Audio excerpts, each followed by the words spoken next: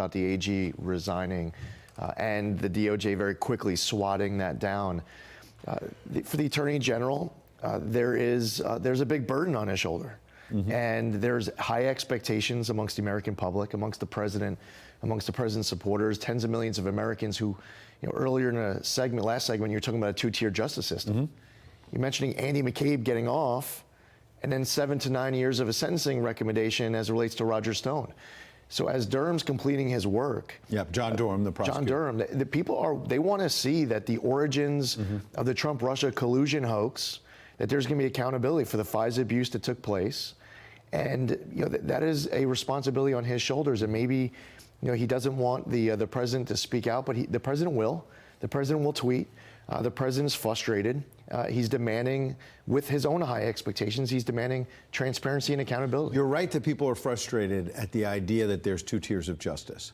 But on the other hand, isn't Bill Barr, who's the president's own nominee, by the way, this is not some enemy of his, isn't he saying that it's harder to actually get justice in the McCabe cases, the Comey cases, and the rest if the president, even if he's not interfering, if it appears like he's interfering? You mentioned Roger Stone.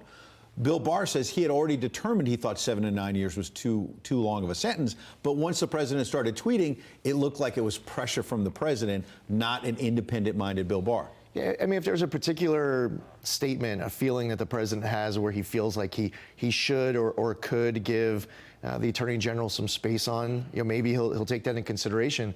But the president is not going to be silent after years of this cloud that basically the Department of Justice and the FBI placed over almost his entire term. So I think at this point, while the Attorney General may want the president to give him a lot of space, really it's the president's speaking not just on behalf of himself.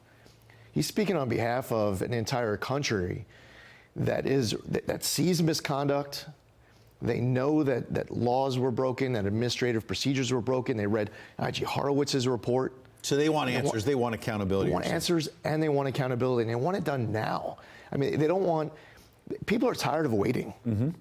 This is long overdue. They don't want to know that at some point, years in the future, that there may be accountability.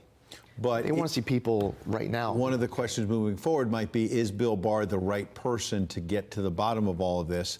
Mitch McConnell and Lindsey Graham clearly believe he is. They put out this statement amid this: the nation is fortunate that President Trump chose such a strong and selfless public servant to lead the Department of Justice. We expect that, as always, efforts to intimidate the Attorney General will fall woefully short. They're talking about the letter from outside, mostly liberals, but some Republicans who have been saying that they used to work in the Justice Department. They're frustrated.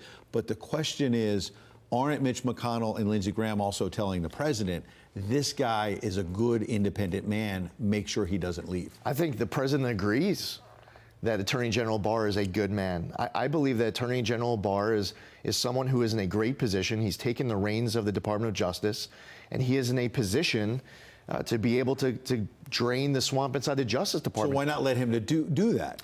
I think that the president is, I don't think he's trying to intimidate the Attorney General. I think the president is speaking his own mind. But kudos to Attorney General Barr. He made 2,000 individuals expose themselves out of the swamp of individuals who apparently don't have much of a problem of Andy McCabe getting off and some of these other individuals escaping justice.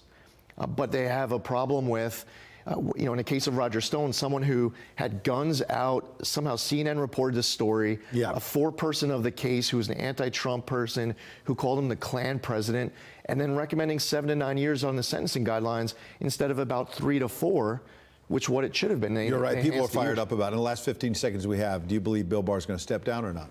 I don't believe so. And so I believe he likes his job. I believe he supports the president. I believe he supports his mission. He knows what he needs to do. And I sure hope he gets it done. Got it. We appreciate you coming in. Good to see you, Congressman.